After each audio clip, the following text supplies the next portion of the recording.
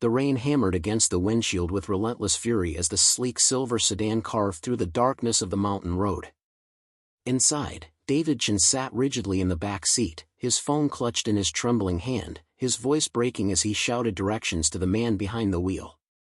The driver, a young man named Marcus Webb, had only been working for David for 3 days, barely enough time to learn the routes, let alone face what seemed like a life-or-death emergency. David's words came in frantic bursts, each one laced with desperation that would make any listener's heart race. He told Marcus that his daughter had been in a terrible accident at the hospital across town, that every second mattered, that he needed to get there before it was too late. Before we jump back in, tell us where you're tuning in from, and if this story touches you, make sure you're subscribed because tomorrow, I've saved something extra special for you. The urgency in his voice was so convincing, so raw, that Marcus could feel his own pulse quickening as he gripped the steering wheel tighter. What Marcus didn't know was that there was no accident. There was no emergency. This entire scenario had been carefully orchestrated by David Chen himself, a test designed to reveal the true character of the man he had just hired. It was a cruel experiment born from years of betrayal, disappointment, and a heart that had learned to trust no one. But as the night unfolded and the rain continued to fall, David would discover something he never expected, something that would shatter the walls he had built around himself and remind him that humanity still existed in the most unexpected places. David Chen had not always been a man who tested people. In fact, there was a time when he believed in the goodness of others without question, when he extended trust freely and saw the world through a lens of optimism. That version of David had existed decades ago, back when he was a young entrepreneur with nothing but ambition and a dream to build something meaningful. He had grown up in a modest neighborhood where his parents ran a small grocery store, working 16-hour days just to keep the lights on and food on the table. David had watched them struggle, watched them sacrifice, and he promised himself that one day he would create a life where his family would never have to worry about money again. He kept that promise. Through sheer determination, intelligence, and an almost obsessive work ethic, David built a tech company from the ground up. What started as a small software development firm in a cramped garage eventually grew into a billion-dollar empire that revolutionized cloud computing. By the time David reached his 50s, his name was synonymous with success. Forbes featured him on their covers. Business schools taught case studies about his strategies. He owned properties in 5 different countries, drove cars that most people only saw in magazines, and had enough wealth to sustain 10 generations of his family. But all that success came with a price that no amount of money could ever repay. Along the way, David had learned painful lessons about human nature. He discovered that wealth attracted not just opportunities, but also parasites. People who smiled to his face while plotting behind his back. Employees who embezzled millions, thinking they were clever enough to hide their tracks. Business partners who signed contracts only to break them when better offers came along. Friends from his younger years who suddenly reappeared after decades, not to reconnect, but to ask for loans they never intended to repay. Even some family members had shown their true colors, fighting over his money, making demands, acting entitled to his fortune simply because they shared his bloodline. The final blow came 5 years ago when David's personal assistant of 12 years, a woman named Patricia whom he had trusted implicitly, systematically stole nearly $20 million from him. She had access to his accounts, his schedules, his most confidential information. She had attended his daughter's wedding, his mother's funeral, and countless family dinners. David had considered her not just an employee but a friend. When the fraud was discovered during a routine audit, David felt something inside him break. It wasn't the money that destroyed him, it was the realization that he had been blind, that his trust had been weaponized against him, that the person he confided in had been betraying him for years while looking him straight in the eye. After that incident, David changed. The warmth that once characterized his interactions with people cooled into calculated distance. He began viewing every relationship through a lens of suspicion. He hired private investigators to conduct background checks on everyone in his orbit. He installed hidden cameras in his offices and homes. He created elaborate tests to examine the integrity of the people who worked for him, believing that the only way to protect himself was to assume everyone had ulterior motives until proven otherwise. His daughter, Emily, who was now 28 and working as a doctor in Seattle, had tried countless times to talk to him about this transformation. She saw how isolated he had become, how his paranoia was eating away at the father she once knew. Emily would call him every week, sometimes more, trying to bridge the growing chasm between them.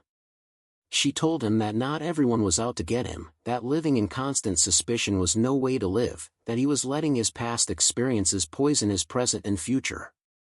But David couldn't help himself. The scars ran too deep. He had built walls so high that even his own daughter struggled to reach him. He told himself it was necessary, that these precautions were the only things standing between him and another devastating betrayal. Deep down, though, in the quiet moments when he sat alone in his mansion overlooking the city, David wondered if he had sacrificed his humanity on the altar of self-protection. The decision to hire a new driver had come about almost by accident. David's previous driver, an older gentleman named Robert who had worked for him for 6 years, had retired to spend time with his grandchildren in Florida. Robert had been efficient, punctual, and professional, but even with him, David had never fully let his guard down. There had always been that invisible barrier, that unspoken understanding that this was strictly a professional arrangement with no room for personal connection. When Robert left, David instructed his human resources department to find a replacement immediately. He needed someone reliable, someone with a clean record, someone who could navigate the city efficiently and maintain absolute discretion about his schedule and whereabouts. The HR team conducted their usual rigorous screening process, running background checks, verifying references, and conducting multiple rounds of interviews. They presented David with 3 candidates, each one impeccably qualified on paper. But David, in his perpetual state of distrust, decided that resumes and interviews meant nothing. He wanted to test these candidates in ways they would never expect, to see who they truly were when they thought no one was watching. The first candidate was a man in his 40s with 15 years of experience driving for executives. David hired him for a trial period and staged a scenario where he accidentally left an envelope containing $5,000 in cash on the back seat. The driver found it, and instead of immediately returning it, he pocketed the money. David watched the whole thing unfold through a hidden camera. The man was dismissed the same day. The second candidate was a woman in her 30s who seemed perfect during the interview, professional and articulate with excellent references. David tested her by having someone pose as a journalist trying to get information about his schedule and personal life. The woman, tempted by the promise of easy money, gave up details she should have kept confidential. She too was let go immediately. Then came Marcus Webb. At 26 years old, Marcus was younger than the typical candidates for such a position, but something about his application caught the attention of the HR team. He had a degree in business administration from a state university, which he had earned while working 2 jobs to support himself. After graduation, Marcus had struggled to find opportunities in his field and had taken various jobs to make ends meet, including driving for a rideshare service for the past 3 years. His references were glowing. Customers praised his professionalism, his courtesy, and his reliability. One reference letter came from an elderly woman who wrote that Marcus had once helped her carry groceries up 4 flights of stairs when her elevator was broken, refusing any additional tip and simply saying he was happy to help. During the interview, Marcus was nervous but sincere. He sat across from David in the sleek office, his hands folded politely in his lap, answering questions with careful honesty. David asked him why he wanted the position, and Marcus replied that he was looking for stability and an opportunity to prove himself. He admitted that his dream had been to work in business development, but circumstances had led him down a different path. He said he believed in doing whatever job he had with integrity and excellence, whether it was driving strangers across town or chauffeuring an executive. Preparing and narrating this story took us a lot of time, so if you are enjoying it, subscribe to our channel, it means a lot to us. Now back to the story. There was something in Marcus's eyes that was different from the others, a sincerity that David hadn't seen in a long time. But sincerity, David had learned, could be faked. Integrity could be performed. trust could be weaponized. So even though Marcus passed the initial interview and the background check came back clean, David decided that he too would face a test. Only this time, David planned something more elaborate, more intense, something that would push Marcus to his absolute limits and reveal whether his character was genuine or just another well-crafted facade. Marcus started working for David on a Monday morning in late October. The first 2 days were relatively routine, mostly consisting of driving David to and from his office downtown, occasionally making stops at business lunches or meetings across the city. Marcus was punctual, always arriving 15 minutes early to ensure the car was clean and ready. He opened doors without being asked, maintained a respectful silence unless David initiated conversation, and navigated traffic with impressive skill. David observed him carefully, looking for any signs of dishonesty, any indication that Marcus might be too good to be true. But so far, Marcus had been nothing but professional. On the third day, David decided it was time to execute his test. He had spent the previous evening planning every detail, scripting his responses, coordinating with certain contacts to make the scenario as realistic as possible. The test would take place that evening during what was supposed to be a routine drive back to David's estate in the hills. David had instructed Marcus to pick him up from the office at 7 in the evening, a typical end to a workday. As 7 o'clock approached, dark clouds rolled in over the city, and rain began to fall in steady sheets. David stood by the window of his office on the 42nd floor, watching the streets below shimmer with reflected light. His heart was beating faster than usual, a mixture of anticipation and something else he couldn't quite name. Part of him hoped that Marcus would pass the test, that this young man might actually be different. But another part of him, the part that had been burned too many times, expected disappointment. He had become so accustomed to being let down that he had almost started to prefer it, because at least disappointment was predictable. Hope, on the other hand, was dangerous. Hope left you vulnerable. When Marcus arrived, David descended in the private elevator and slid into the back seat without a word. Marcus greeted him politely, asking if he had any specific route preferences given the worsening weather. David shook his head and told him to take the usual route home. They pulled out into traffic, windshield wipers working furiously against the downpour. For the first 20 minutes, everything proceeded normally. David pretended to work on his laptop, occasionally glancing up to watch Marcus in the rearview mirror. The young man's focus was entirely on the road, his expression calm and professional. Then, as they merged onto the highway that would take them up into the hills, David's phone rang. Of course, it didn't actually ring. David had set up a recorded tone that sounded exactly like an incoming call. He answered it with practiced urgency, his voice immediately shifting into panic mode. He began speaking frantically to no one, his words tumbling out in a carefully rehearsed script that he had perfected over the previous evening. He told the imaginary person on the other end that he was on his way, that he needed to know exactly what happened, that he couldn't believe this was happening. His voice cracked with what sounded like genuine terror. Marcus's eyes flicked to the rearview mirror, concern immediately washing over his face.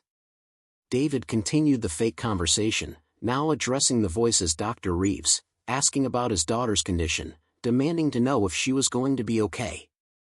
He threw in details that would make any listener's blood run cold, mentioning something about a car accident, internal bleeding, emergency surgery.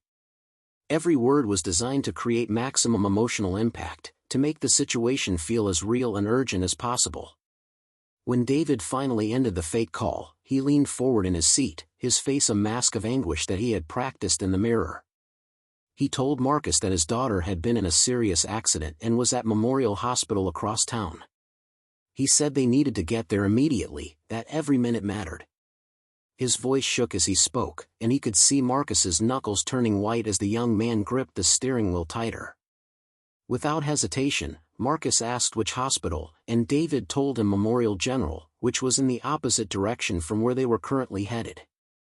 Getting there would require navigating back through the congested city center during rush hour, in heavy rain, a journey that would normally take at least 45 minutes under good conditions. David watched carefully as Marcus processed this information. This was the first critical moment of the test. How would Marcus react? Would he remain professional and detached, simply following orders? Would he show compassion? Would he panic? Would he suggest calling an ambulance or the police? Or would he do something unexpected? Marcus's response came quickly and without hesitation. He told David to hold on, that he would get him there as fast as safely possible. There was a firmness in his voice, a determination that surprised David. Marcus immediately took the next exit, looping back toward the city with smooth precision. Despite the rain and the traffic, his driving remained controlled and confident. He wasn't reckless, but he was purposeful, finding gaps in traffic, taking alternate routes that avoided the worst congestion, making decisions quickly and efficiently. David continued to play his role, occasionally making pain sounds, muttering prayers under his breath, checking his phone repeatedly as if waiting for updates. He threw in details about his daughter, saying her name was Emily, mentioning that she had just gotten engaged last month, that she had her whole life ahead of her. Every detail was meant to deepen the emotional weight of the situation, to test not just Marcus's driving skills but his humanity. As they navigated through the rain-slicked streets, Marcus did something David didn't expect. He began to speak, his voice calm but filled with genuine empathy. He told David that everything was going to be okay, that they were making good time, that the doctors at Memorial were excellent. He said his own sister had been in a serious accident years ago and had pulled through, that the human body was more resilient than people thought. His words weren't empty platitudes, they carried a weight of personal experience, of someone who had walked through dark valleys and emerged on the other side. David found himself momentarily caught off guard. This wasn't in his script. He had expected professional efficiency, maybe some nervous reassurance, but not this kind of genuine emotional support. Marcus continued talking, sharing a brief story about his sister's accident, how terrified he had been, how he had felt completely helpless in the hospital waiting room. He said he understood what David was going through, that the fear was overwhelming, but that staying strong and hopeful was important. The rain intensified, turning the city into a blurred watercolor of lights and shadows. Traffic thickened as they entered the downtown area, cars moving at a crawl, brake lights reflecting off the wet pavement like streams of fire. Marcus remained focused, maneuvering through the congestion with impressive skill, finding routes that David himself didn't know existed. They cut through side streets, navigated narrow alleys, always moving forward, always making progress toward the hospital that David knew his daughter wasn't actually at. As they drove, David noticed something else about Marcus. Despite the urgency of the situation, despite the pressure and the emotional intensity, Marcus never once drove dangerously. He didn't run red lights or drive on the wrong side of the road or take risks that could endanger them or other drivers. He was aggressive in finding opportunities, but always within the bounds of safety and the law. It was a balance that spoke to his character, a willingness to push hard but not at the expense of others. This observation stirred something in David, a feeling he couldn't quite name. He had designed this test to expose weakness, dishonesty, or incompetence. But instead, he was witnessing something entirely different. He was seeing genuine human compassion combined with remarkable skill and judgment. It made him uncomfortable because it challenged the narrative he had built about people, the belief that everyone was ultimately self-serving and that trust was a fool's game. They were now about 20 minutes from the hospital, having covered what should have been a 45-minute journey in half the time. The rain showed no signs of letting up, and the traffic remained heavy. David's phone, still in his hand, buzzed with actual notifications from his real life, messages and emails that he ignored as he maintained his performance. He glanced at Marcus's reflection in the rearview mirror and saw concentration mixed with concern, a young man fully committed to getting his employer to what he believed was a critical family emergency. David felt a strange twist in his chest, something that might have been guilt or maybe just the discomfort of cognitive dissonance. He pushed the feeling aside and continued with his act. He made another fake call, this time pretending to speak with his daughter's fiancé, asking about her condition, saying he was almost there.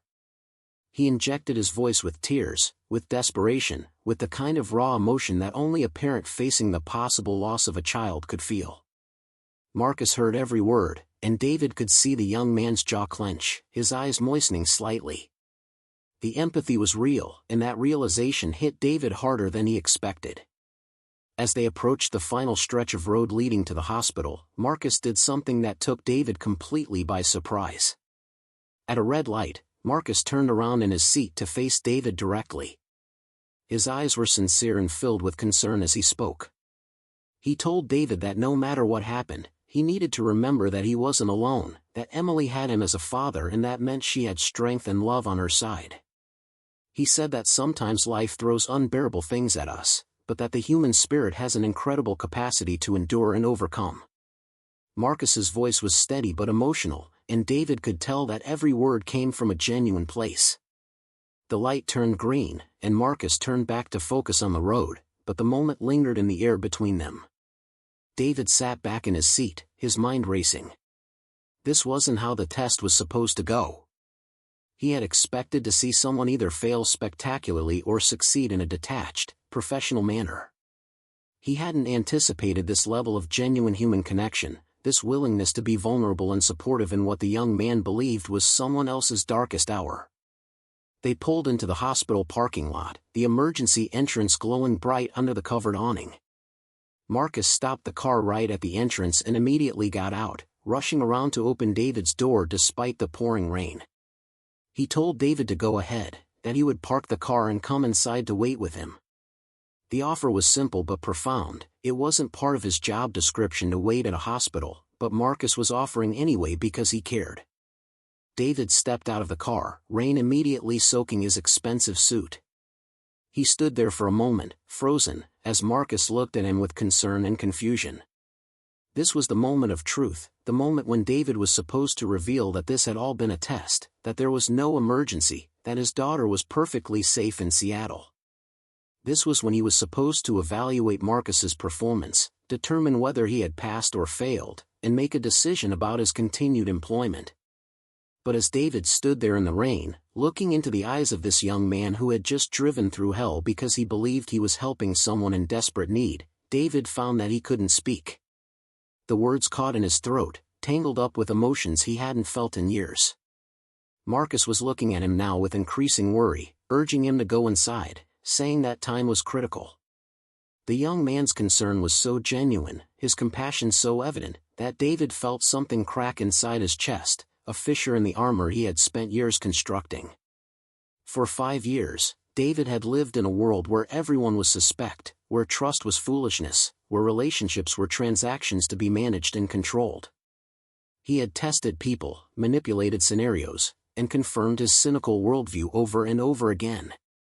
But now, standing in the rain outside a hospital where there was no emergency, facing a young man who had given everything he had to help someone he barely knew, David realized that his test had backfired in the most unexpected way.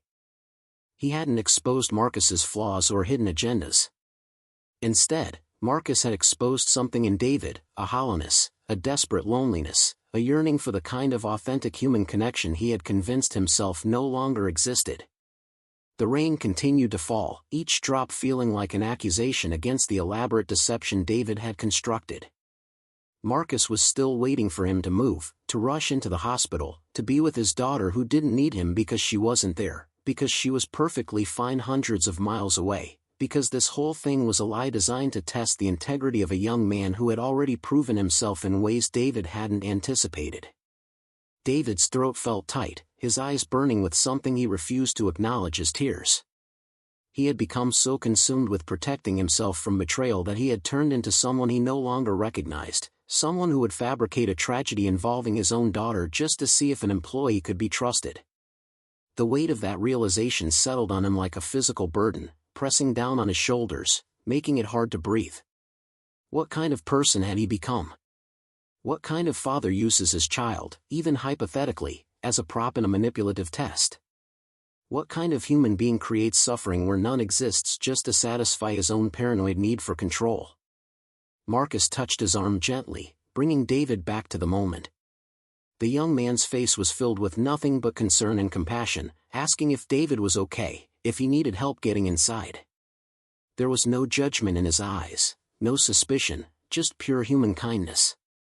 And in that moment, David understood that the test had revealed far more about himself than it ever could about Marcus.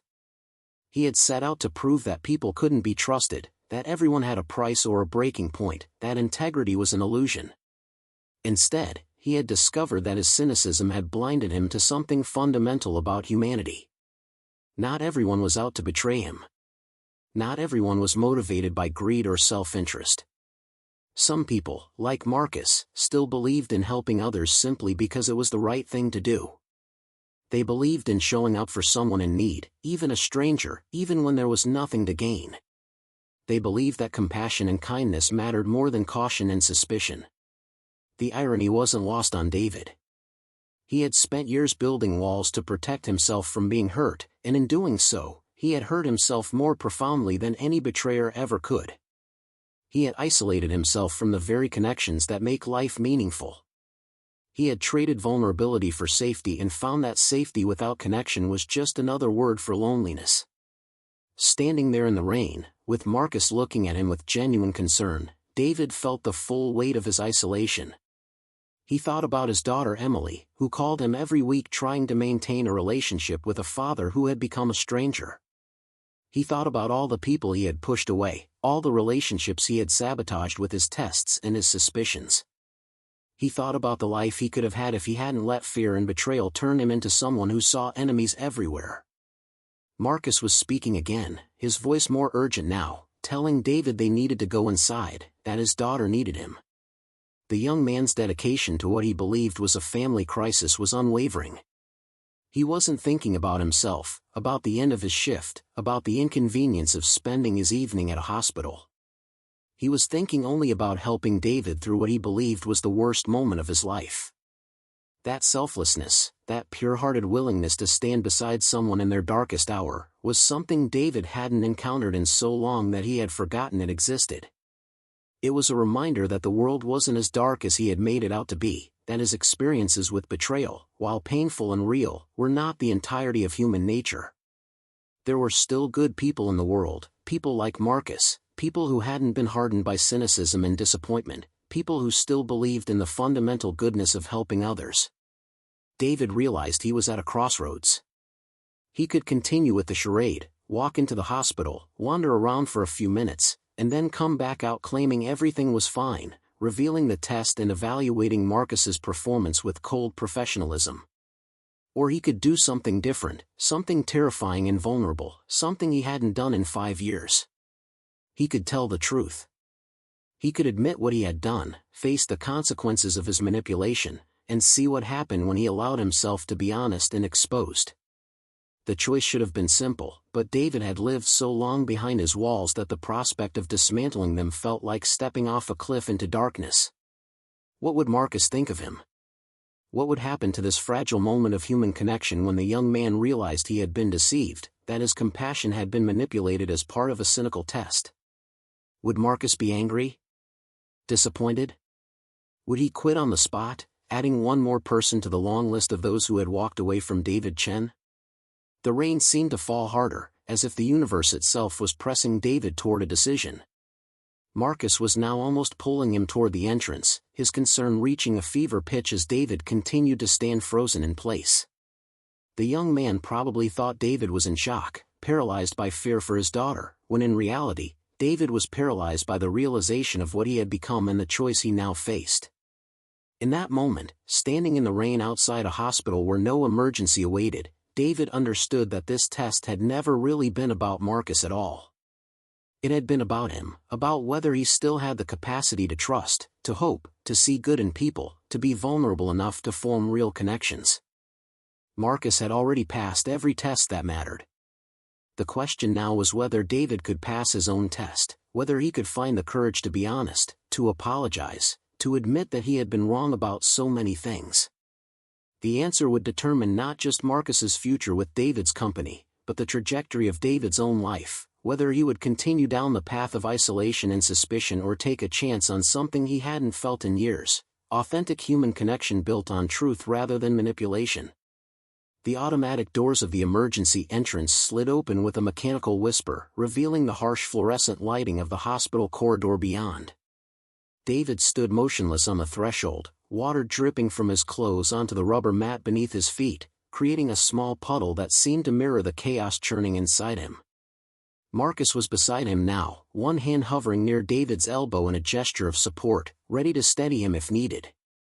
The young driver's face was etched with worry, his eyes scanning the reception area as if trying to locate someone who could provide immediate information about Emily's condition. The reality of what David had orchestrated pressed down on him with suffocating force. Every fiber of his being screamed at him to walk through those doors, to continue the performance, to see this deception through to its calculated end.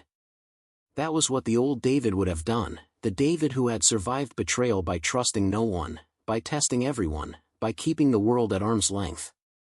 But something had shifted during that drive through the storm. Something in Marcus's unwavering compassion, in his willingness to share his own pain, in the way he had spoken about David's daughter as if she were someone precious worth fighting for, had created a crack in the foundation of David's carefully constructed worldview. Now standing at this threshold, David felt that crack widening into a chasm, threatening to swallow the persona he had built over 5 years of defensive isolation. His breath came in short, shallow gasps that had nothing to do with physical exertion and everything to do with the weight of a choice that suddenly felt monumental. Marcus turned to look at him, noticing the strange hesitation, the way David seemed rooted to the spot despite the urgency of the supposed situation. There was confusion beginning to dawn in the young man's eyes, mixed with growing concern that perhaps David was having some kind of medical episode brought on by stress and fear. Marcus's voice cut through the sound of rain still drumming on the awning above them, asking if David was feeling all right, if he needed to sit down for a moment before going inside. The genuine care in that question nearly broke David completely. Here was someone who believed he was helping a man face the possible death of his child, and his concern extended even to David's own well-being in that moment. It was the kind of compassion that David had convinced himself no longer existed in the world, the kind that asked for nothing in return, that simply showed up because it was the right thing to do. David's hands trembled as he reached up to wipe the rain from his face, buying himself a few more seconds to decide who he was going to be in this moment. He could see the white corridors beyond the entrance, could imagine himself walking through them with Marcus at his side, wandering until enough time had passed to make the charade believable, then emerging with some story about how Emily had stabilized, how the doctors had worked a miracle, how everything was going to be fine. It would be so easy to follow that script, to complete the test, to gather his data about Marcus's character and file it away in his mental ledger of human behavior.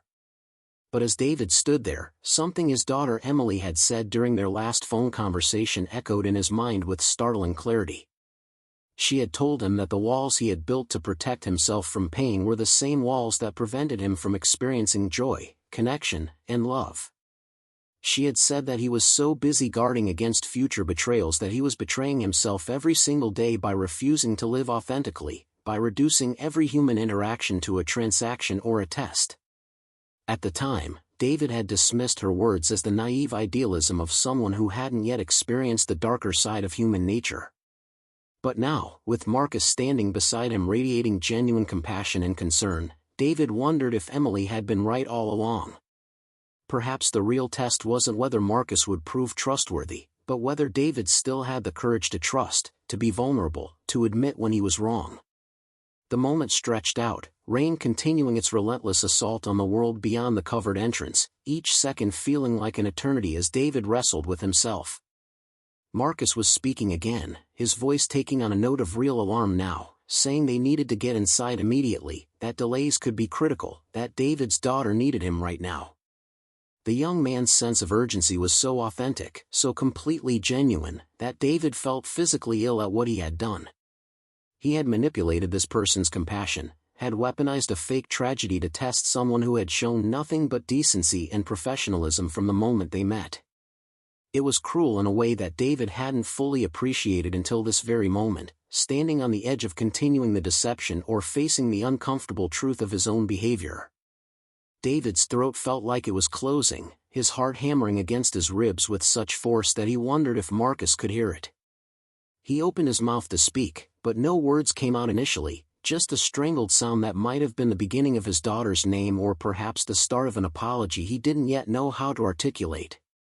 Marcus was looking at him with increasing alarm now, clearly wondering if David was having some kind of breakdown, if the stress of the situation had become too much. The young man's hand moved from hovering near David's elbow to actually gripping it gently, providing steady support, grounding him in the physical world even as David's internal world was spinning out of control. There was such kindness in that touch, such human warmth, that David felt tears beginning to sting his eyes, hot and insistent despite his desperate attempts to maintain composure. Finally, the words came, but they weren't the words David had planned, weren't the continuation of his elaborate fiction. Instead, what emerged from his lips was the truth, raw and unvarnished and terrifying in its vulnerability. He told Marcus to wait, his voice barely above a whisper, rough with emotion that he could no longer contain or control. Marcus paused, his expression shifting from alarm to confusion, not understanding why they would wait when every second supposedly mattered. David took a shuddering breath, rainwater mixing with what might have been tears on his face, and he spoke words that he hadn't planned to say, words that came from a place deeper than strategy or self-protection. He told Marcus that there was no emergency, that his daughter was safe in Seattle, that she hadn't been in any accident. The confession hung in the air between them like a physical thing, and David watched as comprehension slowly dawned on Marcus's face. The confusion in the young man's eyes transformed into something else, something that looked like disbelief mixed with the first stirrings of hurt. Marcus released his grip on David's arm and took a small step backward, his mouth opening slightly as if to ask a question, but no sound emerged. The silence between them was deafening despite the noise of the storm around them, despite the sounds of the hospital beyond the automatic doors, despite the distant wail of an actual ambulance somewhere in the city.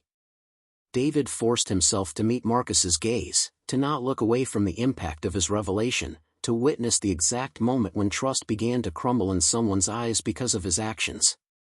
It was a sight David had seen before, in mirrors mostly, when he looked at himself and recognized what he had become. But seeing it reflected in Marcus's face was somehow different, more painful, more real than any amount of self-reflection had ever been. Marcus's voice when he finally found it was quiet, measured, but David could hear the tremor beneath the surface, the effort it was taking for the young man to process what he had just been told. Marcus asked if David was saying that this had all been fake, that there was no accident, that they had just spent the last 40 minutes racing through a storm for nothing. The way he said nothing struck David particularly hard, because from Marcus's perspective, his compassion and concern had been reduced to nothing, had been dismissed as irrelevant in service of whatever game David had been playing. David wanted to explain, to justify, to make Marcus understand the years of betrayal that had led him to this point, but he knew that no explanation would make this okay, would undo the manipulation he had just confessed to. So instead of offering excuses, David simply nodded, confirming what Marcus had already grasped, watching as the young man's expression shifted through several emotions in rapid succession. There was hurt there, unmistakable and raw, the pain of someone who had given everything they had emotionally to help someone in crisis only to discover that the crisis had been manufactured. There was confusion, Marcus clearly trying to understand why anyone would do such a thing, what possible reason could justify creating fake suffering and exploiting someone's compassion. And beneath both the hurt and confusion, David could see anger beginning to kindle, a righteous fury at being used, at having his genuine concern manipulated for purposes he didn't yet understand. Marcus took another step back, creating more distance between them, his body language closing off in a way that was almost physical in its intensity. The young man's hands, which had been so steady on the steering wheel during their frantic drive, now hung at his sides, clenching and unclenching as he struggled to contain his emotions. When Marcus spoke again, his voice had changed, no longer warm with compassion but cold with controlled anger. He asked David why, what possible reason could there be for fabricating such an elaborate lie, for making him believe that someone's life hung in the balance. The question was simple but devastating in its directness, and David found himself fumbling for an answer that didn't sound as hollow and pathetic as he knew it would. He started to explain about the test, about his need to know who people truly were, about the years of betrayal that had shaped his current behavior. But even as the words left his mouth, David could hear how inadequate they sounded, how they failed to justify what he had done. Marcus listened, his expression growing harder with each word, and when David finally trailed off, the silence that followed was somehow worse than any accusation could have been. The rain continued to fall, creating a curtain of water between them and the parking lot beyond the awning, as if nature itself was providing a barrier between this moment and the rest of the world. Marcus stood very still, his chest rising and falling with controlled breaths, clearly working to process what he had just heard and to formulate a response that wouldn't be pure emotion. When he finally spoke, his words were measured but cutting, delivered with a precision that suggested he had thought carefully about what he wanted to say. He told David that he understood being hurt, understood learning to be cautious after being betrayed, but that what David had done crossed a line that couldn't be uncrossed. He said that testing someone's character by exploiting their compassion didn't reveal their flaws, it revealed the flaws of the person doing the testing. Marcus's words landed like physical blows, each one accurate and painful, and David found himself unable to argue or defend himself because everything Marcus was saying was true. Marcus continued, his voice gaining strength even as it remained controlled, telling David that during their drive, he hadn't been thinking about his job or his paycheck or making a good impression on his employer. He had been thinking about his own sister, about the night he had gotten the call that she had been in an accident, about the terror and helplessness he had felt. He said he had shared one of the most painful experiences of his life with David because he had wanted to offer comfort, to let David know that he wasn't alone in his fear. And now, discovering that fear had been fake, that he had opened up about his own trauma to service someone's manipulative test, felt like a violation in a way he was struggling to articulate. The raw honesty in Marcus's words cut deeper than any anger could have, and David felt the full weight of what he had done settling on his shoulders like a physical burden.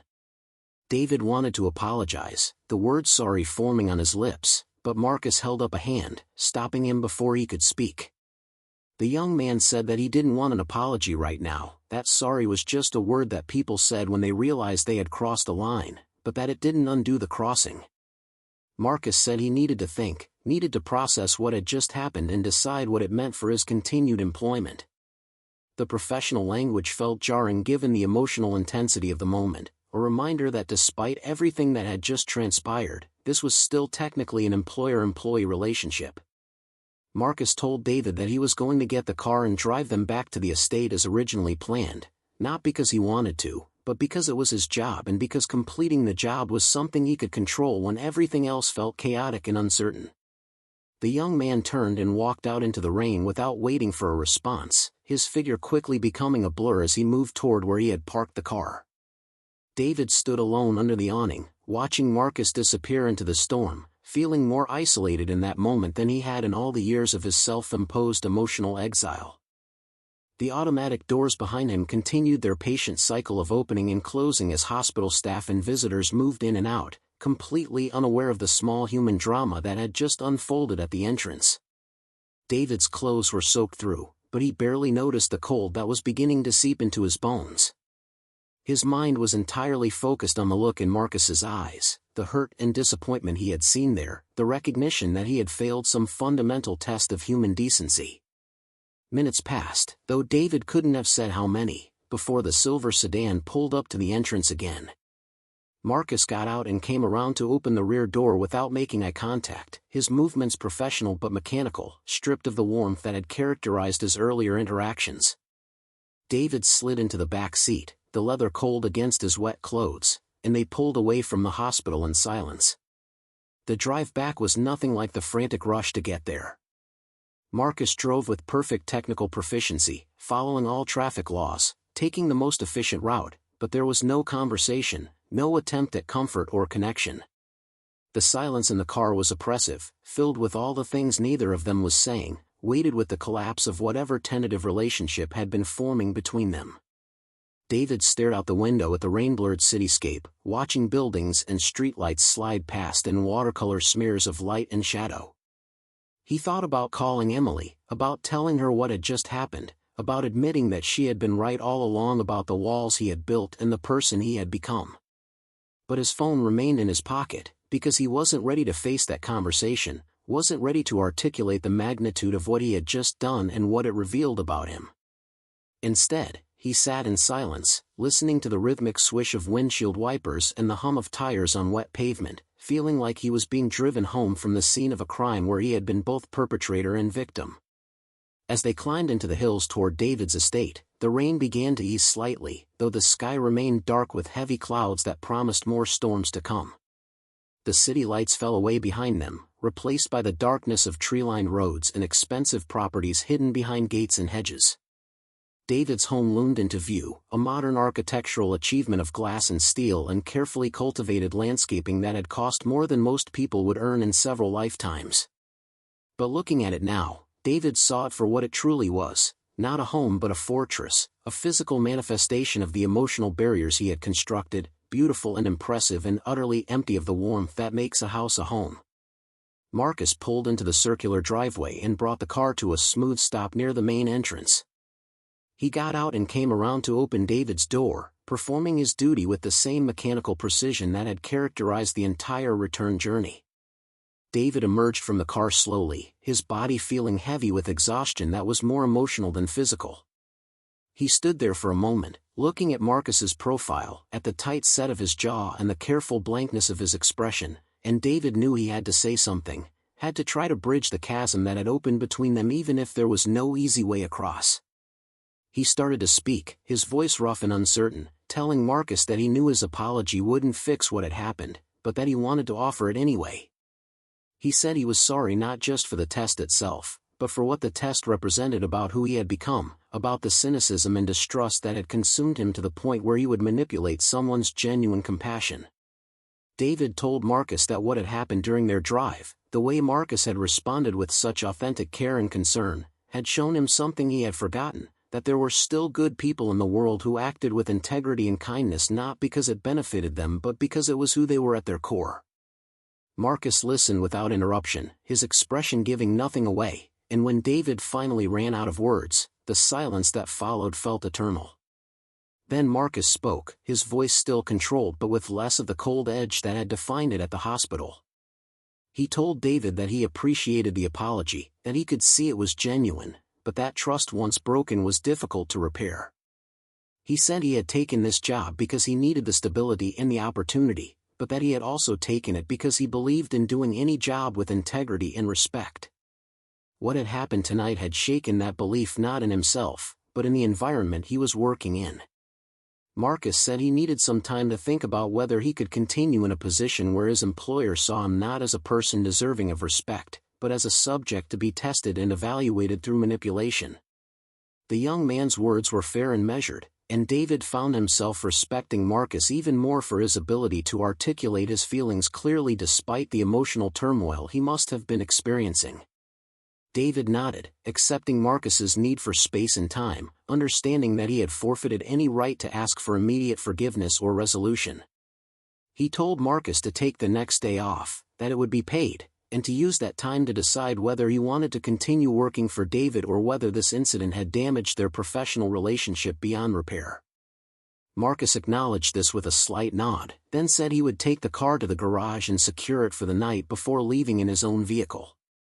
David watched as Marcus drove the sedan toward the garage at the side of the estate, then turned and walked toward his front door, his wet shoes squelching on the stone pathway. The house was lit from within, warm light spilling out through enormous windows, creating an illusion of welcome that David knew was false. His housekeeper had left for the evening hours ago, and the space beyond those doors was empty of everything except expensive furniture and the echo of his own footsteps. He let himself in and stood in the vast foyer, water from his clothes dripping onto the imported Italian marble floor, creating small puddles that reflected the light from the crystal chandelier overhead. The silence of the house was absolute, broken only by the distant sound of rain against windows and the soft hum of climate control systems maintaining perfect temperature and humidity. David had never felt the emptiness of his life as acutely as he did in that moment, standing alone in a house worth $20 million that contained nothing of real value, no love, no connection, no evidence that anyone actually lived here rather than just existed in carefully maintained isolation. He thought about Marcus driving away in his modest car, probably heading to some small apartment that cost a fraction of what David spent monthly on property maintenance, and he wondered which of them was truly rich and which was truly poor. David climbed the sweeping staircase to the second floor, leaving a trail of water in his wake that his housekeeper would find and clean in the morning. He stripped off his wet clothes in his bedroom, a space larger than most people's entire apartments, decorated in cool grays and whites that a designer had assured him projected sophistication and success. Looking at himself in the full-length mirror, David saw a man in his 50s who had achieved every conventional measure of success but had somehow lost sight of what success actually meant. The face looking back at him was lined with stress and suspicion, eyes that had learned to look for hidden agendas in every interaction, a mouth that had forgotten how to smile without calculation. He stepped into the shower, letting hot water cascade over him as if it could wash away more than just the rain and the physical remnants of the evening. But no amount of water could cleanse the shame that had settled into his bones, the recognition that in his quest to protect himself from being hurt, he had become someone capable of hurting others without justification. The image of Marcus's face at the hospital, the exact moment when trust had crumbled into hurt and disappointment, played over and over in David's mind like a film he couldn't pause or escape. He had seen that expression before on other faces, on his daughter's face during their increasingly distant phone conversations, on the faces of former friends who had eventually stopped trying to maintain relationships with someone who viewed every interaction with suspicion. David stood under the water until it began to run cold, then dried off and dressed in comfortable clothes that felt foreign against his skin, as if even the fabric of his clothing was rejecting the person he had become. He walked to his home office, a room lined with bookshelves filled with business volumes and framed awards testifying to his professional achievements. His desk held 3 computer monitors, each one capable of accessing vast amounts of information, of connecting him to the global networks that powered his business empire. But none of that technology could tell him how to fix what he had broken tonight, how to rebuild trust he had shattered through his own calculated cruelty. He sat in his leather chair and pulled out his phone, scrolling to Emily's contact information. His finger hovered over her name, wanting to call her, wanting to hear her voice and tell her everything that had happened, but the shame of admitting how right she had been about him was almost overwhelming. Emily had warned him that his tests and his suspicions would eventually isolate him completely, that he would push away everyone who tried to care about him until he was left alone with his money and his mistrust. Tonight had proven her right in the most devastating way possible, and David wasn't sure he had the courage to face that truth in a conversation with his daughter. Instead, he found himself thinking about Patricia, the assistant who had stolen from him and whose betrayal had set him on this path of defensive isolation.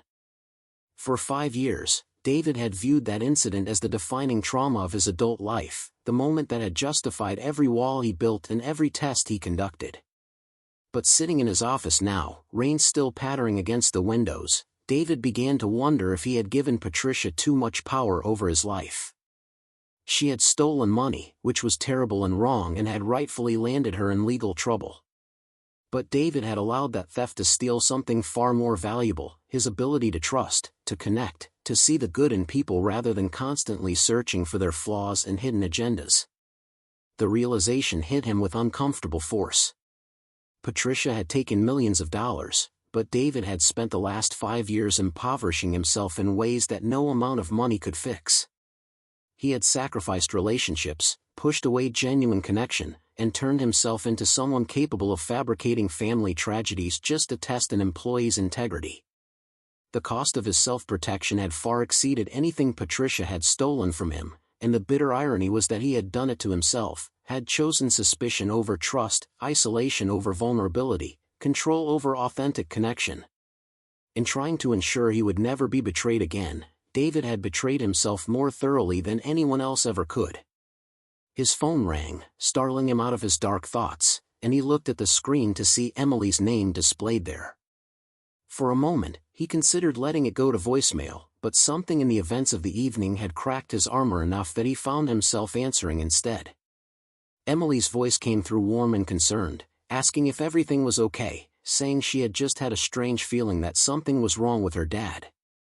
The fact that she could sense his distress from thousands of miles away, that their connection remained strong enough for her to feel when he was struggling despite the walls he had built, brought tears to David's eyes that he didn't bother trying to hide. He told her everything, the words spilling out in a torrent that he couldn't have stopped even if he wanted to. He described the test he had designed, the fake emergency he had created using her as a prop, the way Marcus had responded with such genuine compassion and skill. He talked about standing at the hospital entrance, about the moment when he had realized what he had become, about the look on Marcus's face when David confessed the truth. He admitted that Emily had been right about everything, about the walls and the isolation and the way his need to protect himself had turned him into someone he no longer recognized or respected. Through it all, Emily listened without judgment, letting him speak until he had no words left, until the silence on the line was filled only with his ragged breathing and the sound of rain. When Emily finally spoke, her voice was gentle but firm, filled with the kind of love that could deliver hard truths wrapped in compassion. She told her father that she was glad he had called, glad he was finally seeing what his fear had done to him, but that recognizing the problem was only the first step. She said that he had a choice now. He could retreat further into his fortress of suspicion and justify tonight's events as just another data point about human nature, or he could use this as a turning point, a moment when he decided to change course and start rebuilding his capacity for trust and connection. Emily reminded him that change was terrifying but possible, that the walls he had built could come down if he was willing to do the hard work of dismantling them brick by brick. She asked him what he was going to do about Marcus, whether he was going to let this young man who had shown such remarkable character walk away, or whether he was going to fight to make things right. Emily said that actions mattered more than apologies, that words were easy but following through with genuine change was what separated people who learned from their mistakes from people who just felt bad about them temporarily before reverting to old patterns. Her words challenged David in ways that made him uncomfortable but that he knew he needed to hear. She wasn't letting him off the hook, wasn't offering easy absolution, but she also wasn't abandoning him. She was doing what she had always done, loving him enough to tell him the truth and believing in him enough to think he could be better than he had been. They talked for over an hour, ranging across topics from David's childhood and his relationship with his own father to the incident with Patricia and how it had shaped his worldview. Emily shared her own experiences with trust and betrayal, talking about a relationship that had ended badly in her mid-20s and how she had made a conscious choice not to let that experience poison her future relationships. She said that being hurt was inevitable in life, that opening yourself to connection meant accepting the risk of betrayal, but that the alternative was a life half-lived, safe but empty, protected but profoundly lonely. Her wisdom surprised David even though it shouldn't have. She had always been perceptive and emotionally intelligent in ways that he had never quite managed. When they finally ended the call, Emily made David promise that he would really think about what he wanted his life to look like going forward, not the surface appearance of success and achievement, but the deeper substance of relationships and meaning. She told him she loved him, that she always had and always would, but that she wanted him to love himself enough to become someone he could be proud of rather than someone defined by fear and defensive isolation. David promised, and for the first time in years, he meant it completely. He wasn't just saying what the other person wanted to hear, he was making a genuine commitment to himself and to his daughter to do better, to be better, to find a way back to the person he had been before betrayal had hardened him into someone unrecognizable. After hanging up, David sat in his office for a long time, the night deepening around him, the rain finally stopping to leave the world clean and quiet. He thought about Marcus, about where the young man might be right now, whether he was at home processing the events of the evening or perhaps talking to someone he trusted about what had happened. David wondered if Marcus had people in his life who loved him and supported him, friends or family who could help him work through the confusion and hurt of being manipulated by his employer. He hoped Marcus had that support system, even as he recognized how alone he himself had become by systematically pushing away everyone who tried to get close to him. David pulled up Marcus's employment file on his computer, reviewing the information he had on the young man. There wasn't much beyond the basics: education, previous employment, references. David realized he knew almost nothing about Marcus as a person, had never asked about his life, his dreams, his struggles. He had viewed Marcus purely as an employee to be evaluated and tested rather than as a human being worthy of interest and respect in his own right. That realization made David feel sick with shame. He had spent the evening learning about Marcus's character in the most manipulative way possible when he could have simply taken the time to get to know him honestly, to build trust through genuine interaction rather than through manufactured crises designed to expose flaws. Looking at the clock, David saw that it was past midnight. The long day was finally over, though its consequences would extend far beyond these 24 hours. He shut down his computer and made his way to his bedroom, but sleep felt impossible. His mind kept cycling through the events of the evening, analyzing them from every angle, trying to understand not just what had happened but why. He recognized patterns in his behavior, the way he had approached Marcus with the same suspicious testing that he applied to everyone, the way he had been looking for reasons to confirm his cynical worldview rather than hoping to find evidence that contradicted it. David lay in his enormous bed, staring at the ceiling, and made a decision that surprised him with its clarity and conviction. Tomorrow, he would not wait for Marcus to decide whether to continue working for him.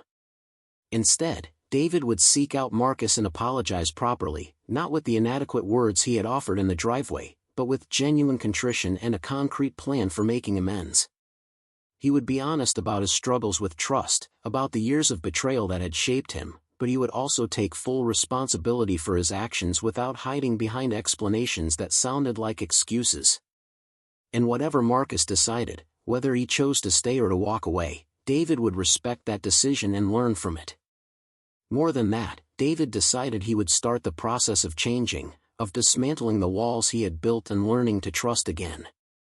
It wouldn't be easy and it wouldn't be quick. 5 years of defensive isolation couldn't be undone overnight. But Emily was right that recognizing the problem was the first step, and tonight had forced David to see clearly just how lost he had become. He thought about his mother, long deceased, and what she would think of the man he had become. She had raised him to be kind and honest, to treat people with dignity and respect, to use his privileges to help others rather than to insulate himself from them. She would be disappointed in who he had become, and that recognition hurt more than any of the betrayals he had experienced. As the night wore on and exhaustion finally began to claim him, David's last conscious thought was of Marcus behind the wheel, driving through the storm, believing he was helping someone in desperate need.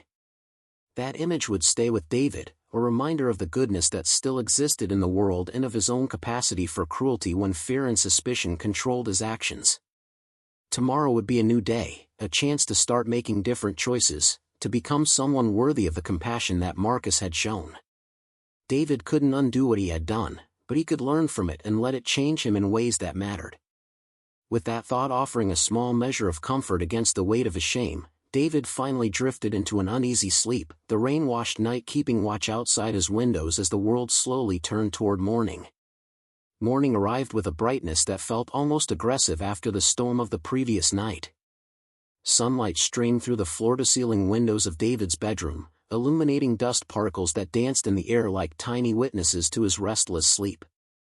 He had woken multiple times throughout the night, his mind refusing to grant him the escape of unconsciousness for more than an hour at a stretch. Each time he surfaced from uneasy dreams, the memory of what he had done crashed over him anew, bringing with it waves of regret that made his chest feel tight and his breathing shallow. Now, with dawn fully broken and the world washed clean by last night's rain, David lay in bed staring at the ceiling and contemplating the day ahead with a mixture of determination and dread. He rose slowly, his body protesting the tension he had carried through the night, muscles stiff and aching as if he had spent the evening in physical labor rather than emotional turmoil. The face that looked back at him from the bathroom mirror appeared older somehow, as though the events of the previous evening had etched new lines around his eyes and mouth. Or perhaps those lines had always been there and he was only now seeing them clearly, stripped of the illusions he had maintained about himself. David went through his morning routine mechanically, showering and dressing in casual clothes rather than his usual business attire. Today was not a day for maintaining the armor of professional success. Today required something different, something closer to the vulnerable humanity he had spent years trying to protect behind walls of wealth and suspicion. By 8 in the morning, David was seated in his kitchen with a cup of coffee growing cold in his hands, untouched despite the caffeine his tired body desperately craved. His housekeeper, Mrs. Patterson, had arrived at her usual time and immediately sensed that something was wrong. She was a perceptive woman in her 60s who had worked for David for 3 years, long enough to recognize when her employer was troubled but also long enough to know that he rarely welcomed inquiries into his emotional state. Still, she had asked if he needed anything, her tone gentle with unspoken concern. David had thanked her and said he was fine, the automatic lie that people tell when they are anything but fine, and she had accepted it with a nod before busying herself with her usual tasks. Sitting alone with his thoughts, David turned his phone over in his hands, Marcus's contact information displayed on the screen. He had found the young man's personal cell phone number in the employment records, along with his address. The question now was how to approach this situation. Should he call first, ask if they could meet to talk? Should he simply show up at Marcus's apartment and risk the young man refusing to open the door? Should he wait and see if Marcus returned to work, using the paid day off as time to make a decision about his employment? Each option carried risks and uncertainties, and David realized with some irony that he was trying to calculate and control this situation the same way he controlled everything else in his life, strategizing rather than simply being honest about what he wanted and needed. The thoughts stopped him cold. This was exactly the problem, this need to manage and manipulate every interaction, to maintain control even in moments that called for surrender and authenticity. If David truly wanted to change, if he genuinely hoped to become someone different than the man who had tested Marcus so cruelly, then he needed to start by abandoning his need to orchestrate outcomes. He needed to take action based on what felt right rather than what seemed strategically optimal. With that realization grounding him, David made his decision. He would go to Marcus's apartment, not because it was the most likely path to the outcome he desired, but because it was honest and direct and demonstrated a willingness to be vulnerable by putting himself in a position where he might be rejected. David left his estate shortly before 9, driving himself in one of his personal vehicles rather than waiting for a replacement driver or calling a car service. The morning was clear and beautiful, the kind of day that follows a storm with almost apologetic perfection, as if nature was trying to make amends for the previous evening's fury. Trees dripped with residual moisture, their leaves bright green and freshly washed. The roads steamed slightly as the sun-warmed pavement still wet from the night's downpour. Under different circumstances, David might have appreciated the beauty of the morning, but today the brightness felt discordant with his internal landscape, which remained overcast with guilt and uncertainty. Marcus lived in a neighborhood that existed in stark contrast to David's hilltop estate. The apartment complex was modest but well-maintained, a 3-story building with beige siding and small balconies where residents had placed potted plants and outdoor furniture. David pulled into the visitor parking area and sat in his car for several minutes, gathering his courage. From where he was parked, he could see the entrance to the building and several of the ground-floor apartments. Children's bikes were chained to railings, and someone had hung wind chimes that caught the morning breeze with soft metallic notes.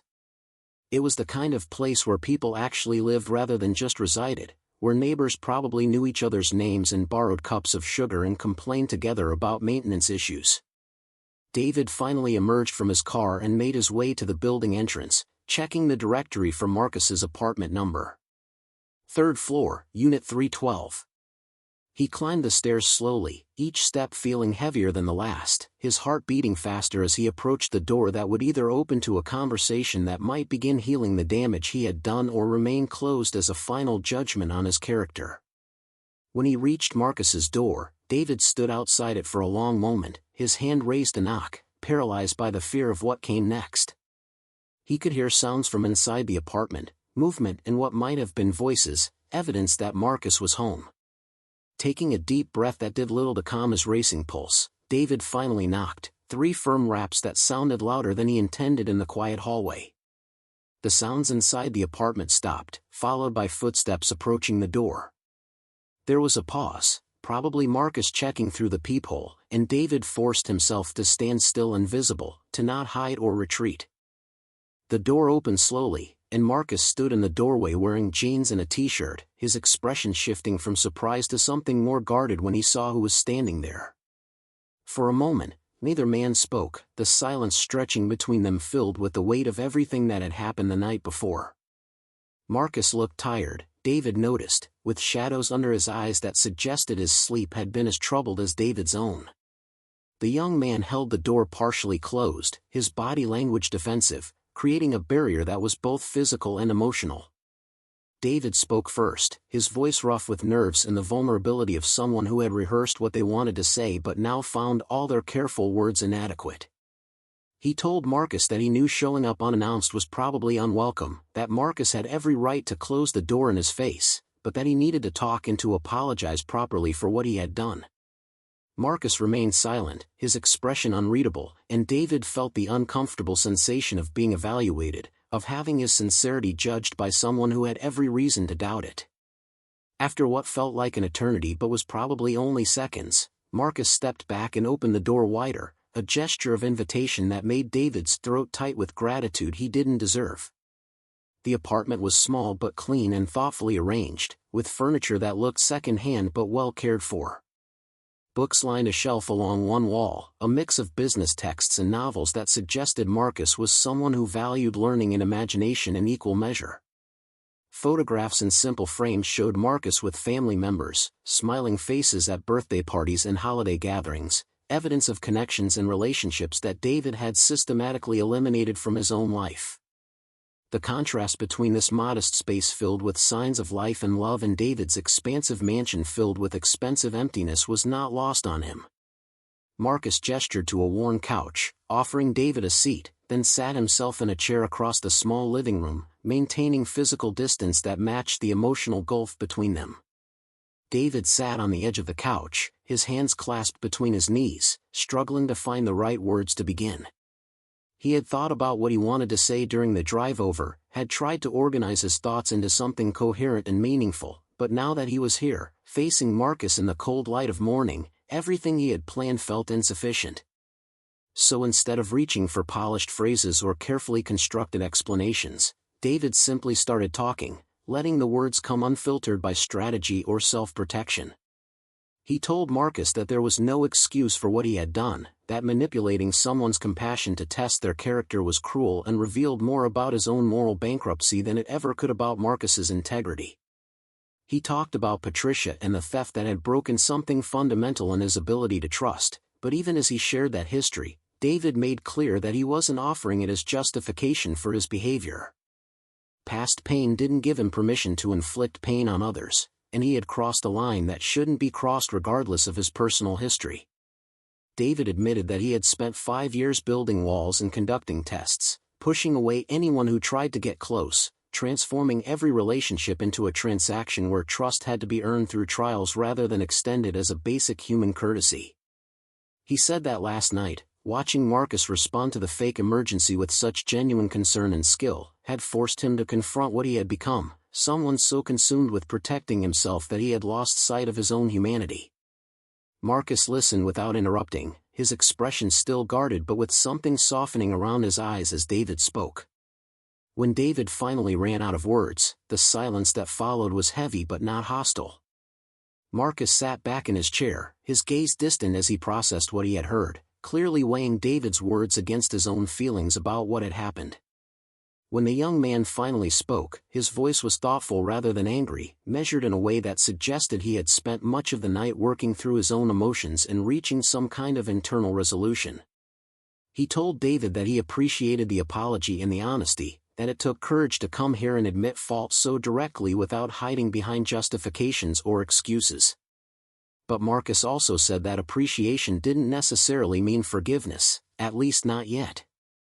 He explained that the hardest part of what happened wasn't even the test itself, though that was bad enough. The hardest part was realizing that his compassion had been weaponized, that the moment when he had shared his own painful story about his sister's accident had been part of a calculated scenario designed to evaluate his character. Marcus said that sharing that story had been difficult for him, that it was something he rarely talked about because the memories were still raw even years later, and discovering that he had been manipulated into that vulnerability felt like a violation that was hard to articulate. He wasn't sure he could continue working for someone who had demonstrated such fundamental disrespect for his humanity, regardless of how sincere the subsequent apology might be. The words landed on David like physical blows, each one accurate and deserved, and he found himself nodding in acknowledgement even as they hurt to hear. He told Marcus that he understood completely, that if their positions were reversed, he would feel exactly the same way. David said he wasn't here to convince Marcus to stay or to continue their professional relationship if that's not what Marcus wanted. He was here to apologize, to take responsibility, and to let Marcus know that his response to the manufactured crisis had taught David something important about himself and about the kind of person he wanted to become. Whether or not Marcus chose to be part of that journey of change was entirely up to him, and David would respect whatever decision he made. Marcus seemed surprised by this response, as if he had expected David to use this conversation as an opportunity to convince him to return to work rather than genuinely leaving the choice in his hands. The surprise softened into something that might have been respect, or recognition that perhaps David's words about wanting to change weren't entirely empty. They sat in silence for a while, the morning sun streaming through the apartment windows, highlighting the fundamental differences between their lives while also illuminating what they might have in common, two people trying to navigate a difficult situation with honesty rather than pretense. Eventually, Marcus stood and moved to the window, looking out at the parking lot below where David's expensive car sat among much more modest vehicles. He spoke with his back to David, his words directed at the glass as much as to the man behind him. He said that he had spent the night thinking about the test and what it revealed, not just about David but about himself. Marcus admitted that there was a part of him that understood where David's mistrust came from, even if he couldn't condone the methods. He said he had been fortunate in his life to be surrounded by mostly good people, by a family that loved him and friends who had his back, so he had the luxury of approaching the world with openness rather than suspicion. But he recognized that not everyone had that experience, that some people had been hurt so badly that trust became impossible. Marcus turned from the window to face David, and there was something different in his expression now, less guardedness and more genuine consideration. He said that what David had done was wrong, but that the fact he recognized it as wrong and was trying to change mattered. Marcus admitted that he had been tempted to simply quit, to walk away from the job and never look back, cutting David out of his life as cleanly as possible. But he had realized during his sleepless night that doing so would be its own kind of failure, a refusal to extend to David the same compassion that Marcus prided himself on showing others. It would be hypocritical to demand that people see him as more than just an employee deserving of respect while simultaneously refusing to see David as more than just a wealthy man who had behaved badly. The words surprised David so much that he found himself momentarily speechless. He had come here expecting rejection or at best reluctant forgiveness, not this kind of thoughtful grace that seemed to transcend the circumstances of what had happened. Marcus continued, saying that he would be willing to continue working for David, but under different terms than before. He said he needed David to understand that he wasn't just a driver to be evaluated and tested, but a person deserving of basic human respect. If David wanted someone to work for him, it needed to be a relationship built on mutual trust rather than on suspicion and verification. Marcus said he would give David a second chance, but there wouldn't be a third, that if he ever discovered he was being tested or manipulated again, he would walk away immediately without hesitation or regret. David felt tears pricking his eyes as he listened to Marcus articulate terms that were both fair and more generous than he deserved. He nodded emphatically, agreeing to everything Marcus said, promising that there would be no more tests or hidden cameras or manipulative scenarios designed to expose flaws or weaknesses. He told Marcus that he wanted to learn how to trust again, that he recognized it wouldn't be easy and that he would probably stumble and fall back into old patterns, but that he was committed to trying. David said that if Marcus was willing to give him a second chance, he would do everything in his power to earn the trust he should have extended freely from the beginning. Marcus seemed to relax slightly at this response, some of the tension leaving his shoulders as he moved back from the window and sat down again. He said that if they were going to continue working together, he thought it would help if they actually knew each other as people rather than just as employer and employee. He suggested that maybe David could tell him something real about himself, not the public persona of the successful billionaire but the actual human being beneath the wealth and status. The request was simple but profound, an invitation to genuine connection that David had been avoiding for years. For a moment, David's instinct was to deflect, to offer some surface-level information that sounded personal without actually being vulnerable, but he caught himself and recognized the pattern he was trying to repeat. Instead, David took a deep breath and started talking about his childhood, about growing up watching his parents struggle to make ends meet, about the shame he had felt as a teenager when he couldn't afford the things his wealthier classmates took for granted. He talked about his drive to succeed, how it had been fueled not just by ambition but by a deep need to prove himself worthy, to escape the limitations of his upbringing and create a life of security and abundance. He spoke about his late wife, Emily's mother, and how her death had devastated him, leaving him a single father trying to raise a daughter while building a company and grieving a loss that felt insurmountable. David admitted that even before Patricia's betrayal, he had struggled with vulnerability and trust, that his natural tendency was always toward control and self-reliance. As David spoke, he found the words coming easier, the barriers he usually maintained crumbling under the simple act of being honest without calculation or agenda. He talked about his daughter Emily, about how proud he was of her accomplishments as a doctor and how ashamed he was that his paranoia had created distance between them.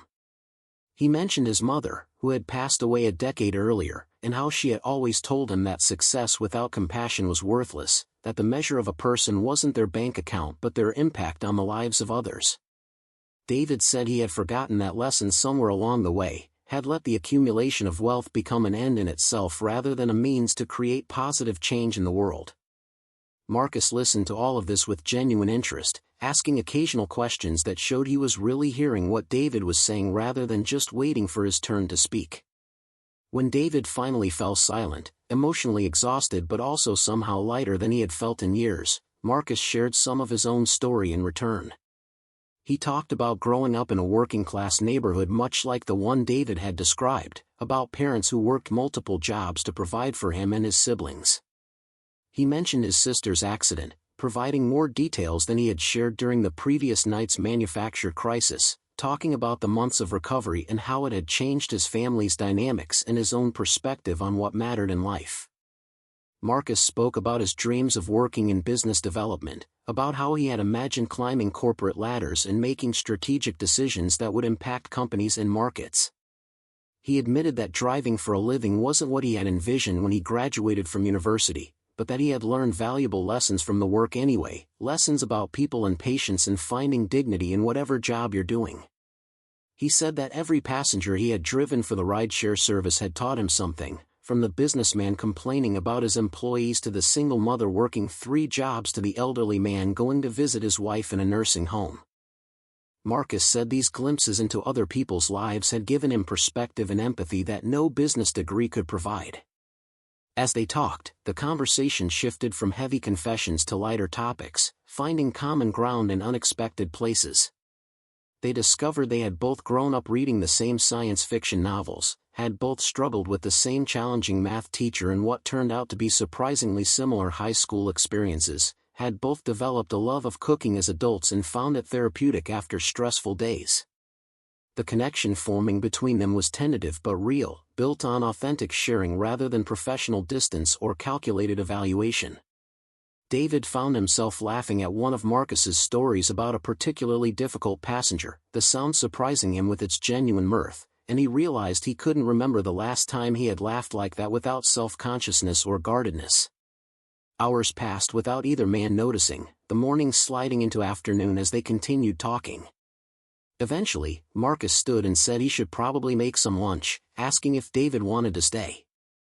The casual invitation carried weight beyond its simple words, an olive branch extended not out of obligation but from genuine hospitality. David accepted gratefully, and they moved to Marcus's small kitchen where the young man began preparing sandwiches with practiced efficiency. David offered to help, and they worked side by side in the cramped space, a billionaire and his driver making lunch together as if they were old friends rather than two people trying to navigate the aftermath of betrayal and apology. As they ate, sitting at Marcus's small dining table that barely had room for 2 place settings, David made a decision that surprised himself with its spontaneity. He told Marcus that he wanted to offer him something, not as an employer trying to buy forgiveness but as someone who recognized potential and wanted to support it. David said that he knew Marcus had dreamed of working in business development, and while he understood if Marcus wanted to maintain distance and just continue as a driver, there might be opportunities within David's company for someone with Marcus's intelligence and character. He emphasized that this wasn't contingent on forgiveness or continued employment as a driver, that the offer stood regardless of what Marcus decided about their current arrangement. Marcus looked skeptical, clearly wondering if this was another test or manipulation, and David could see the young man's trust wavering even after their morning of honest conversation. David quickly clarified that he wasn't suggesting Marcus should trust him blindly, that skepticism was warranted given what had happened. He suggested that Marcus take time to think about it, that there was no pressure or expectation, that the offer would remain open whether Marcus decided to pursue it tomorrow or never. What mattered to David was that Marcus knew his potential had been seen and valued, that someone believed in his capabilities beyond his current role, and that opportunities existed if and when he felt ready to pursue them. The afternoon eventually gave way to early evening, and David realized with some shock that he had spent almost the entire day in Marcus's modest apartment, talking and sharing and building something that felt like the beginnings of actual friendship. It was the longest period he had spent with another person in years without checking his phone, without thinking about work, without maintaining his professional armor. When David finally stood to leave, Marcus walked him to the door, and they shook hands with a warmth that would have been impossible earlier that morning. Marcus said he would return to work the following day, that he was willing to give this new dynamic between them a genuine chance, but he reiterated his earlier boundary about tests and manipulation. David promised again that there would be no more of that he was committed to approaching their relationship and all his relationships with honesty and respect. Driving home as the sun began its descent toward the horizon, David felt something he hadn't experienced in years: hope. Not the cautious, conditional hope that always came with contingency plans and exit strategies, but genuine optimism about the possibility of change and connection. The conversation with Marcus had shown him that vulnerability wasn't weakness, that taking down walls didn't inevitably lead to betrayal, that some people responded to honesty with grace rather than exploitation. It was a small shift in perspective, but David understood that meaningful change rarely came in dramatic revelations. More often, it accumulated through small moments of choosing differently, of acting from trust rather than fear, of extending humanity to others and accepting the risk that came with genuine connection. When David arrived home, the evening light was painting his estate in shades of gold and amber, making the glass and steel architecture look less like a fortress and more like simply a house waiting to become a home. Mrs. Patterson had left for the day, and David found himself appreciating the silence in a new way, not as evidence of his isolation but as peaceful solitude that he could choose to fill with connection when he wanted. He made himself dinner in the kitchen, something he rarely did, usually preferring to have meals prepared for him or eating takeout at his desk while working. The simple act of cooking for himself felt grounding, a reminder that beneath all the wealth and success, he was just a person who needed sustenance and warmth like anyone else. After dinner, David called Emily, eager to tell her about his day and how he had followed through on his intention to make things right with Marcus. His daughter answered on the second ring, her voice brightening when she realized it was him calling for the second time in 2 days, something that hadn't happened in years. David told her everything, describing his morning visit to Marcus's apartment, the difficult but necessary conversation they had shared, the unexpected grace Marcus had extended by agreeing to continue working with him. He talked about how they had spent hours just talking, sharing their stories and finding common ground, building the foundation of what might become a real relationship rather than just a professional arrangement. Emily listened with evident joy, occasionally interrupting with questions or observations that showed how carefully she was following his story. When David finished, she said she was proud of him, that taking responsibility and being vulnerable were among the hardest things a person could do, especially someone who had spent years building defenses against that kind of openness. She said this was just the beginning, that one good day didn't undo 5 years of isolation and mistrust, but that every journey started with a single step and David had taken an important one. They talked for over an hour, their conversation ranging beyond just the situation with Marcus to touch on David's broader plans for changing his approach to relationships and trust. Emily suggested that David might benefit from talking to a therapist, someone trained to help people work through the kind of trauma and trust issues that had shaped his behavior. David's initial reaction was resistance, the automatic defensiveness of someone who had always prided himself on self-sufficiency and problem-solving without external help. But he caught himself in that resistance and recognized it as another manifestation of the patterns he was trying to change. He told Emily he would think about it seriously, that he was open to the idea even if it felt uncomfortable, that discomfort might be exactly what he needed to push through to genuine growth. His daughter's relief was audible through the phone, and they ended the call with plans to visit each other soon, with Emily promising to fly out in a few weeks so they could spend quality time together. The following morning, David woke feeling more rested than he had in recent memory, despite or perhaps because of the emotional intensity of the previous day. He dressed in business casual attire and made his way downstairs, where he found Mrs. Patterson in the kitchen preparing breakfast.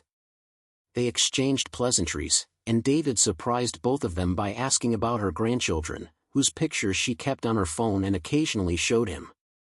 She lit up at the question, sharing stories about their recent school performances and sporting events, and David found himself genuinely interested in what she was saying, seeing her not just as an employee but as a person with a full life beyond the hours she spent maintaining his home. When Marcus arrived to pick him up for work, there was an initial awkwardness between them, the inevitable result of transitioning from the intimacy of their previous day's conversation back to their professional roles. But as they drove toward David's office, they fell into easier conversation, finding a balance between professional courtesy and genuine friendliness. David asked Marcus about his plans and aspirations, really listening to the answers rather than just making polite conversation. Marcus shared his interest in sustainable business practices and how he had written his senior thesis on corporate social responsibility. David found himself excited by the young man's perspective and fresh thinking, so different from the cynical pragmatism that dominated most boardroom discussions. Over the following weeks, David began implementing changes in how he approached his life and work. He reached out to old friends he had pushed away, apologizing for his distance and expressing interest in reconnecting. Some responded warmly, grateful for the olive branch and willing to give their friendship another chance. Others were more cautious or had moved on completely, and David learned to accept those outcomes without taking them as confirmation of his cynical worldview. Each reconnection or rejection taught him something about relationships and the long-term consequences of his years of isolation. At work, David started treating his employees differently, taking time to learn their names and something about their lives beyond their job functions. He implemented an open-door policy that was actually open rather than just theoretical, and he found himself having conversations that gave him insight not just into his company's operations but into the human beings who made those operations possible. Some employees were skeptical of the change, having learned to keep their distance from a CEO known for his cold professionalism. But gradually, as David demonstrated consistent interest and respect, walls began to come down and genuine relationships began to form. David also followed through on his intention to create opportunities for Marcus beyond driving. He arranged for the young man to shadow different departments in his company, learning about various aspects of business operations and strategy. Marcus proved himself to be as intelligent and capable as David had suspected, asking insightful questions and offering fresh perspectives that came from his diverse experiences. Within a few months, David offered Marcus a position in his corporate development team, a role that aligned with the young man's education and aspirations. Marcus accepted, and while he occasionally still drove David when needed, their relationship had evolved into something that more closely resembled mentorship and friendship than simple employment. The changes in David's life didn't happen overnight, and there were setbacks along the way. He caught himself falling into old patterns of mistrust, finding his mind constructing elaborate scenarios to explain innocent behaviors, seeing potential betrayals in ambiguous situations.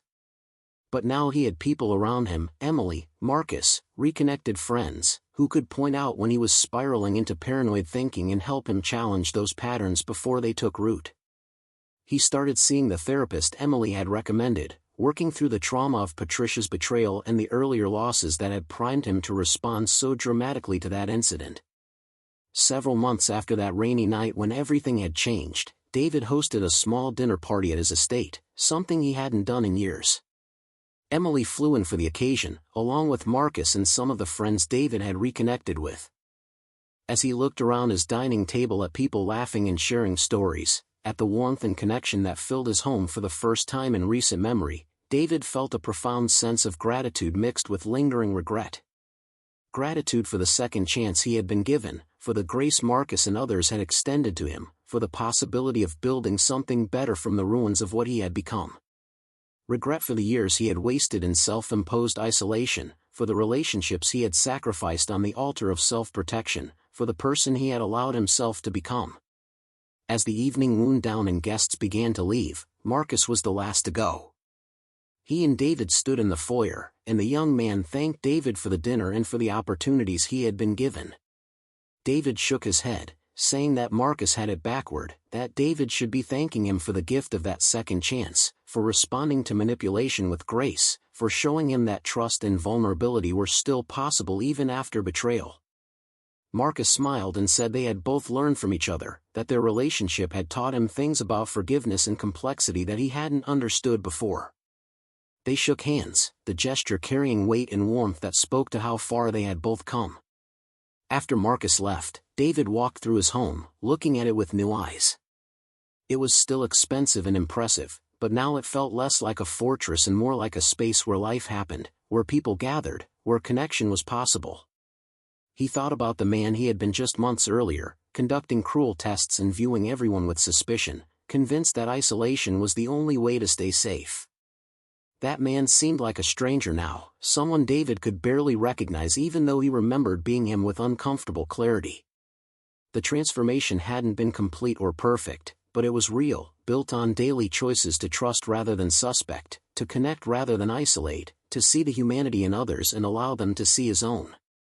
David made his way to his office and sat at his desk, pulling up his calendar for the following week. It was full of meetings and obligations, the usual demands of running a company worth billions. But interspersed among the business commitments were personal appointments too: lunch with Emily, coffee with an old friend, a therapy session, a company softball game that Marcus had convinced him to attend. The balance felt right in a way his life hadn't felt balanced in years. Work was still important, but it was no longer everything, no longer the armor he hid behind or the sole measure of his worth. Looking at the calendar, David's eyes landed on a notation for Friday evening, a charity gala that his company was sponsoring. In the past, he would have attended such events with mechanical efficiency, making appearances and writing checks but maintaining his usual emotional distance from the actual human impact of the causes he supported. This time, David decided, would be different. He would attend not as a wealthy man performing the expected rituals of philanthropy, but as someone genuinely interested in making a difference, in using his resources to create positive change in ways that honored the lesson Marcus had taught him about compassion and human connection. As David prepared for bed that night, he paused at his bedroom window, looking out over the city lights spread below his hilltop estate. Somewhere out there, Marcus was probably arriving home to his modest apartment, perhaps reading or preparing for the next day's work. The thought made David smile, recognizing how their lives had become genuinely intertwined in ways that transcended their initial employer-employee dynamic. He thought about the test he had conducted that rainy night, about how completely it had backfired, exposing not Marcus's flaws but his own. That test had been meant to protect David from betrayal, but instead it had revealed the ways he was betraying himself by refusing to trust, to hope, to believe in the possibility of authentic connection. In the end, David realized, the test had actually worked, just not in the way he had intended. It had tested his own character and found it wanting, had exposed the hollowness of a life built on suspicion and control, had forced him to confront the man he had become and make a choice about the man he wanted to be. Marcus had passed every test that mattered that night, demonstrating compassion, skill, integrity, and later, remarkable grace in the face of betrayal. But the more important question had been whether David could pass his own test, whether he could find the courage to change, to apologize, to be vulnerable, to rebuild his capacity for trust. That test was ongoing, would probably continue for the rest of his life, but David felt confident now that he was finally moving in the right direction. As sleep began to claim him, David's last conscious thought was a prayer of gratitude for that rainy night and everything that had followed. It had been painful and humbling, had forced him to face uncomfortable truths about himself, but it had also been the beginning of something better, the first step toward becoming someone he could be proud of rather than someone defined by fear and defensive isolation. Tomorrow would bring new challenges and opportunities, new chances to choose trust over suspicion, connection over isolation, humanity over control. David was ready for those choices now in ways he hadn't been before, ready to build a life that honored not just his material success but his capacity for compassion, growth, and genuine human connection. And that, he understood as sleep finally embraced him, was worth more than all the wealth he had accumulated, more valuable than any empire he could build, more precious than the false security he had sought for so long in walls and tests and carefully maintained distance from the very connections that made life worth living. Up next, you've got two more standout stories right on your screen. If this one hit the mark, you won't want to pass these up. Just click and check them out.